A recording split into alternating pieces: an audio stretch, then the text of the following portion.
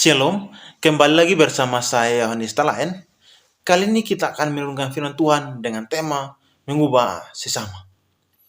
Kalau kita bisa menghargai diri kita, mengasihi diri kita sendiri dengan benar, maka kita akan bisa mengasihi orang lain dengan benar pula. Di Matius pasal 22 ayat 37-40, Tuhan Yesus berkata, "Kasihanilah sesama manusia seperti kamu mengasihi dirimu sendiri." Bagi orang di luar Kristen, ini bisa dilakukan mereka mengasihi sama seperti mereka mengasihi diri mereka sendiri. Jangan kita berpikir orang di luar Kristen tidak bisa melakukan ini. Bahkan mereka juga bisa menyerahkan nyawanya untuk orang lain. Mereka memiliki standar mengasihi diri sendiri. Dan standar juga untuk dijadikan ukuran bagaimana mereka mengasihi orang lain. Tetapi orang Kristen mengasihi dirinya dengan standar yang berbeda. Harus seperti Allah. Berkarakter seperti Tuhan. Kalau kita melihat hidup kita yang masih berantakan, kita meratapi diri kita. Menjadi anak-anak Allah berarti kita harus berstandar seperti Yesus atau serupa dengan Yesus. Dan supaya layak menjadi mempelai bagi Yesus. Betapa sulitnya standar itu. Kita berjuang dari hari ke hari. Kita ratapi diri kita. Jadi pelayanan kita bukan hanya menolong orang lain yang tidak makan. Bisa makan. Tidak berpakaian. Bisa berpakaian. Rumah tangga yang kacau. Bisa dirukunkan. Yang mengganggu. Bisa diberi pekerjaan. Bukan hanya itu. Tetapi bagaimana setiap jemaat menjadi mempelai Tuhan. Setiap kita pasti punya masalah dan kebutuhan. Namun semua itu tidak ada artinya dibanding dengan kelayakan menjadi mempelai Tuhan. Yang satu ini. Hal kesucian hidup harus kita terapi lebih dari meratapi apapun.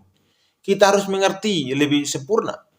Ketika kita melihat kemuliaan Tuhan, ketika Tuhan Yesus turun dari surga menjemput orang percaya dengan berjuta malaikat, kita baru tahu betapa benarnya kebenaran itu. Betapa kita harus mempersiapkan diri dengan benar. Kalau kesucian hidup kita tidak sekuat yang Allah inginkan, kita tidak bisa mengubah sesama. Bagaimana orang bisa ikut kalau perilaku kita tidak indah? Gampang tersinggung, gampang marah, lalu sering menunjukkan kekuasaan, hidup tidak membuka mereka. Pernahkah kita membayangkan betapa indahnya menjadi orang yang mencapai puncak kesalahan? Yang bisa dicapai oleh seorang. Setiap orang punya puncak yang berbeda. Bagaimana bisa mencapai puncak kesucian yang bisa dicapai seorang sampai membuka dan memikat hati Tuhan. Menjadi keharuman di hadapan Tuhan. Memancarkan keharuman di hadapan Allah setiap saat. Dan Bapak bisa mengatakan, ini kesukaanku. Kita punya banyak cita-cita, tetapi apakah kita bercita-cita menjadi seorang yang saleh di mata Tuhan? Yesus mencari mempelai yang layak baginya. Betapa kecewanya ketika dia menemukan banyak orang Kristen yang tidak layak menjadi mempelainya. Sebagaimana dia mengatakan di Lukas 19 ayat 8. Kalau anak manusia datang, apakah dia mendapati iman di bumi?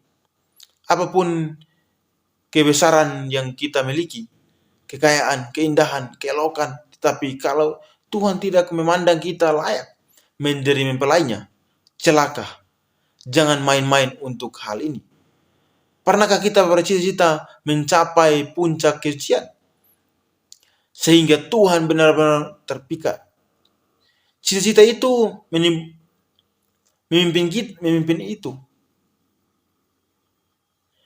Kita harus melihat ini sebagai keindahan di atas segala keindahan. Kalau kita memandang ada yang lebih indah dari itu, lebih indah dari ini, kita mengkhianati Tuhan. Waktu ini sangat berharga. Kita bisa berkata, waktu adalah anugerah. Anugerah untuk apa? Untuk berjuang menjadi kekasih Tuhan. Dan kita harus memperjuangkan tanpa batas. Baru kita menjadi waktu yang bernilai. Mungkin hari ini kita adalah orang miskin. Wajah kita tidak cantik atau ganteng. Tidak punya pasangan yang hidup. Tidak punya anak. Terbuang, terhina. Ketahuilah, semua itu tidak masalah. Namun jangan sampai kita terbuang dari hadirat Allah. Pelayanan yang sesungguhnya berangkat dari pengalaman pribadi dalam hubungan dengan Tuhan. Kita menyenangkan Tuhan dalam segala hal yang kita pikirkan, ucapan dan kelakuan. Kalau gagal kita menangisi, meratapi diri sendiri, seperti perkataan Tuhan Yesus, tangisi dirimu sendiri, lihatlah dirimu, karena aku menderita seperti ini. Tidak cukup engkau berpartisipasi mengisi aku, dan dalam gerejamu memuji, menyembah aku, karena aku memikul salib dan menderita seperti ini. Di gereja mendengar begitu hebatnya firman Tuhan, hariatnya begitu kuat, tetapi pulang kembali ke rumah tidak berubah, karena tidak menghargai firman Tuhan itu, dan tidak menyimpang di dalam hati. Jadi, seperti benih yang baik yang ditabur dimakan burung ketika tidak berbuah. Karena kita tidak punya respon yang benar terhadap firman. Kalau kita punya respon yang benar, maka bertobat, berubah. Dan dari perubahan demi perubahan, itulah yang kita akan memiliki beban terhadap jiwa-jiwa. Seperti Tuhan memandang jiwa-jiwa yang terhilang. Perasaan seperti itu kita juga memilikinya. Jadi, mau tidak mau kita harus bertumbuh dewasa. Sebab kalau kita tidak bertumbuh dewasa, kita tidak akan memiliki beban seperti beban yang ada pada Tuhan. Pertumbuhan kedewasaan inilah yang akan memberikan kita beban. Yang akhirnya bukan hanya pikiran, perasaan, tenaga kita atau uang kita. Nyawa kita pun rela kita berikan kepada Tuhan. Apapun selagi masih memiliki kesempatan. Kalau kesucian hidup kita tidak sekuat yang Allah inginkan, kita tidak bisa mengubah sesama. Semoga renungan ini memberkati kita semua. Shalom. Thank you for the happiest year of my life.